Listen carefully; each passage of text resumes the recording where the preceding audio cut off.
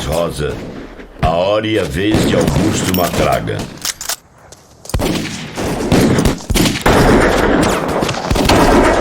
Mão de quem foi essa tocaia? Do Major. Pô, volta lá e avisa ele que você teve de frente com o diabo. A vida dividida entre o amor e o ódio.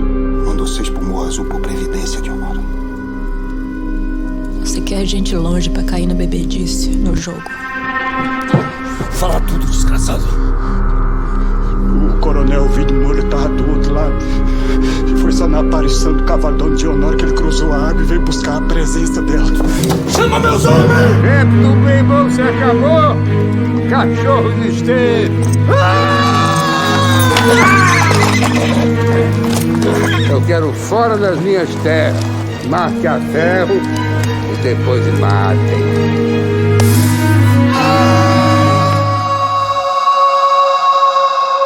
Um homem em busca de Deus. Esse é Augusto Esteves, seu Serapião. Isso foi acerto de contas, tendo a vida como paga.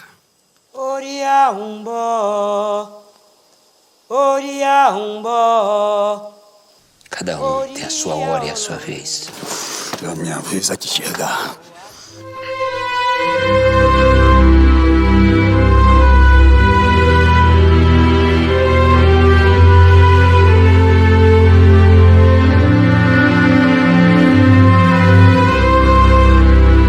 Nas veredas do sertão. Esse é o homem mais afamado dos 2 sertão de Minas. É respeitado do Jequitinhonha à Serra das Araras, da beira do Jequitaí à Barra do Verde Grande. Já sabe o nome dele? O senhor de sua graça é mesmo o senhor Joãozinho Bembem, não é? Ali servi, meu senhor. Se o senhor não se incomoda de ficar em casa de pobre, eu lhe convido para se arranchar comigo enquanto for tempo de ficar por aqui. Eu aceito sua bondade, mano velho. Comida simples não vão reparar, não. Quer reparar o quê, moço? Bora comer? Nossos anjos da guarda combinaram e esse primeiro sinal que serve. Ah, pois, se precisar de alguma coisa, é só me chamar. Em nome do Pai, do Filho e do Espírito Santo, amém. Avança, cambada, que chegou a minha vez. Matraga não é matraga. Não é nada. Matraga é Esteves, Augusto Esteves, filho do coronel Afonso Esteves, das Pindaíbas e do Saco da Imbira, Onhô Augusto, o homem, nessa noitinha de novena, num leilão de atrás da igreja, no arraial da Virgem Nossa Senhora das Dores, do córrego do Murici.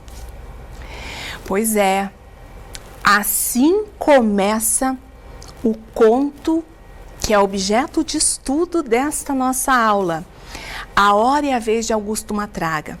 Gente, olha só, este conto, A Hora e a Vez de Augusto Matraga, que inclusive eu vou disponibilizar junto com essa aula para vocês, está neste livro aqui. O primeiro livro do autor Guimarães Rosa é o livro Sagarana, publicado em 1946.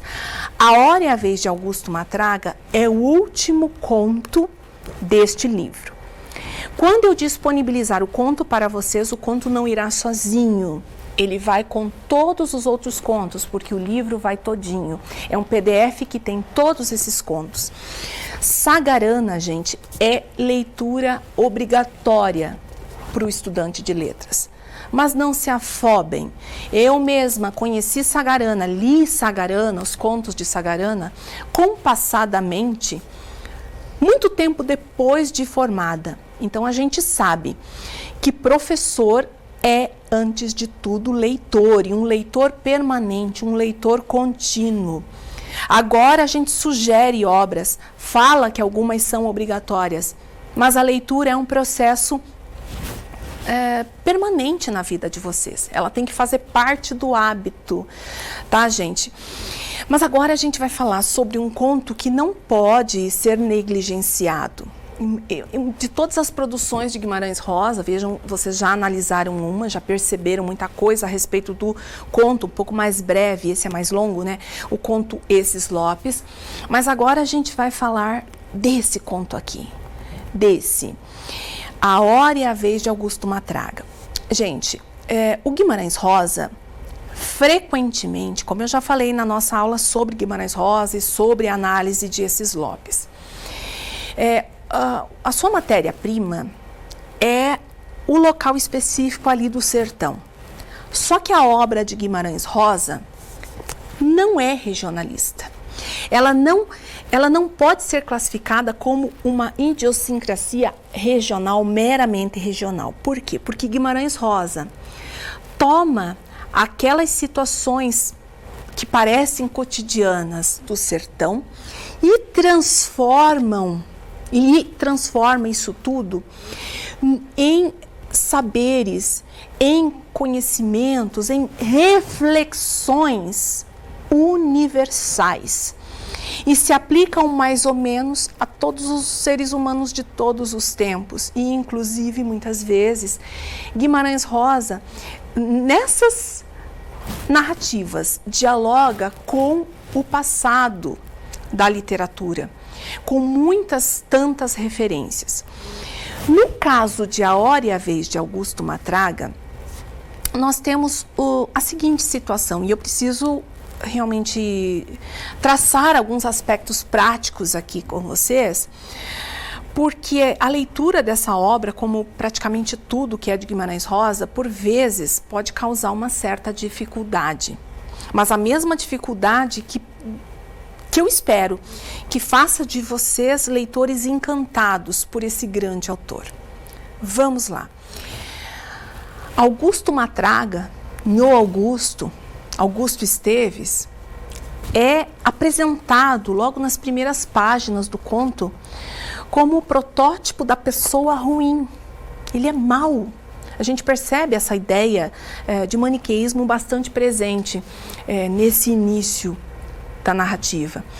E, inclusive, é o início da narrativa que se ocupa de descrever situações em que o Augusto exercita a sua maldade. Por exemplo, essa aula iniciou com o início da narrativa, mas logo após acontece o primeiro episódio que demonstra o grau da maldade de Nhô Augusto. Ele está num fim de festa, numa quermesse de igreja, em que todas as pessoas direitas foram embora e sobraram apenas ali os bêbados, arruaceiros e duas prostitutas que já estavam sendo leiloadas. Imagine uma coisa dessa. Quando Nhô Augusto percebe que um matuto pobre, sem dinheiro, está ali apaixonado por uma delas, que, diga-se de passagem, a narrativa diz que não tinha atrativo de beleza nenhum, ele arremata essa prostituta, ele dá um lance e leva ela consigo.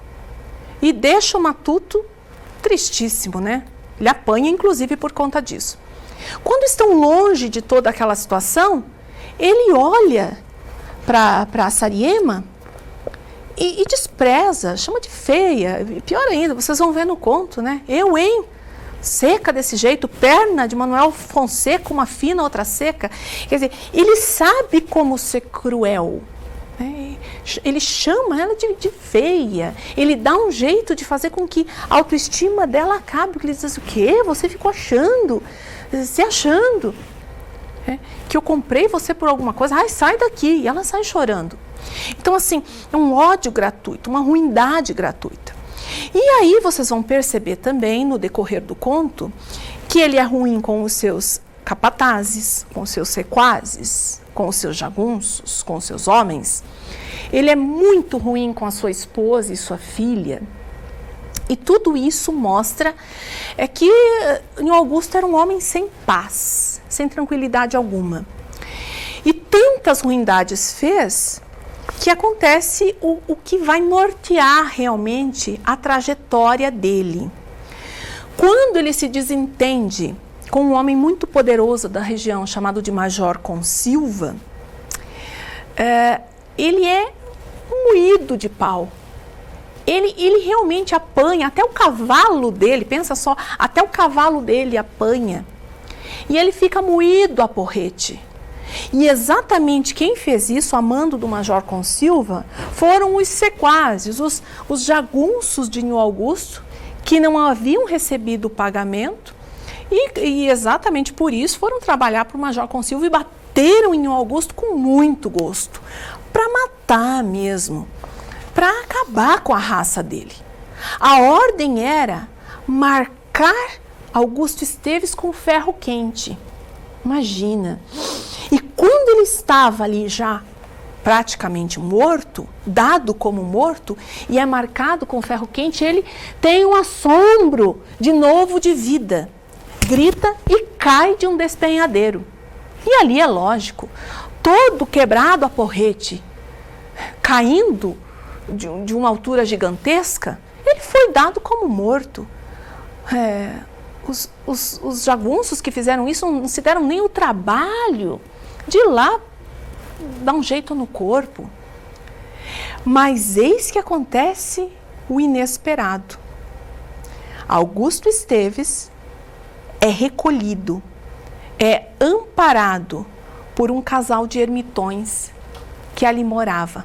Moravam assim numa grota, bem essa realidade do sertão mesmo, o sertão de Minas, esse sertão descrito por Guimarães Rosa, essas coisas que a gente às vezes nem imagina que ainda possam existir. Tudo bem, o livro foi escrito em 46, mas é recente se a gente for observar, para ter gente morando embaixo de uma grota.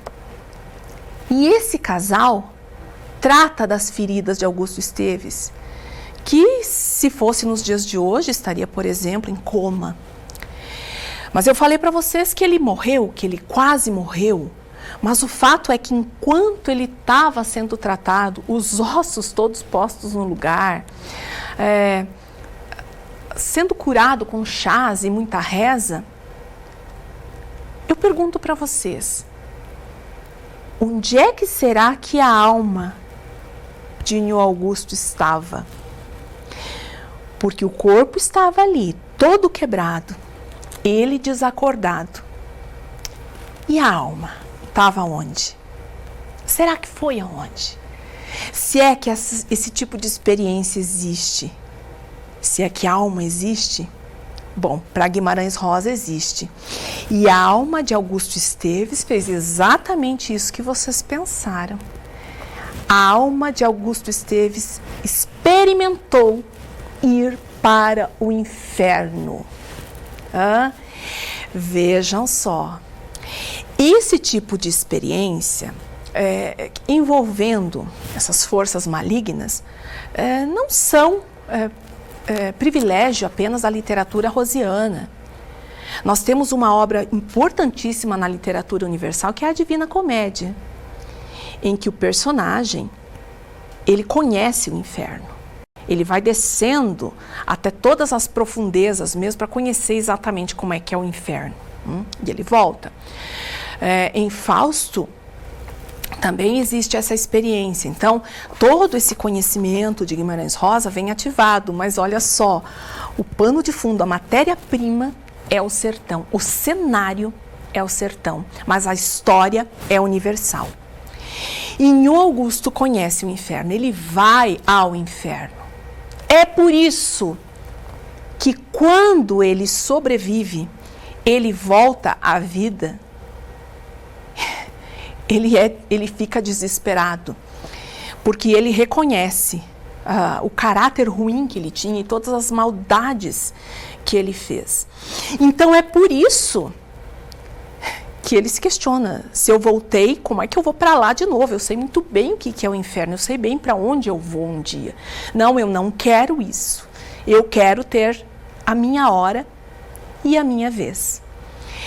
E então, como era costume, por mais que as pessoas que cuidassem dele estavam ali isoladas numa grota, chamaram um padre, ainda quando Augusto Esteves estava todo machucado, entre a vida e a morte, dado como morto praticamente, para dar a extrema-unção, para rezar por aquela alma, né? Mas quando Augusto Esteves volta a si, curiosamente, quem que ele toma como confidente, como conselheiro, como consultor, o padre. E eis que este padre fala para Augusto Esteves o seguinte: meu filho, até o último momento, até a última hora, não importa a quantidade de maldades que alguém tenha feito, Deus ainda perdoa, desde que seja aqui, nessa vida. E ele tem um assomo de esperança.